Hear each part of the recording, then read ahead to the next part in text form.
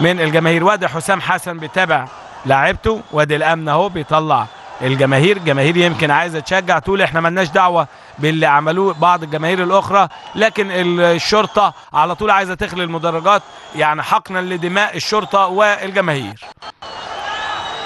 لسه الاحداث مشتعله في المدرجات، لكن ارض الملعب الامور هاديه تماما، والتعادل السلبي بين الزمالك ووادي دجله. التعادل السلبي بين الزمالك ووادي دجله. اسبوع قبل الاخير لمسابقه الدوري، يعني بقول لكم احداث نتمنى ان يعني لا نشاهدها مره اخرى في ملعب الاهلي والمقاولين. 3-1 للاهلي. المقاولين سجل هدف مع بدايه الشوط الثاني، محاوله تحسين النتيجه.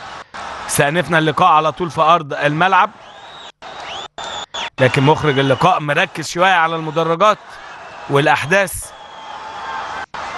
اللي موجوده في المدرجات. لقاء الفريقين في الدور الاول، ادي على طول استأنفنا اللقاء ورميه التماس. لقاء الفريقين في الدور الاول كان 2-0 لنادي الزمالك. اللقاء طبعا اصبح غير مجدي في المنافسه على قمه الدوري او القاع. دجله خلاص قفلت من الهروب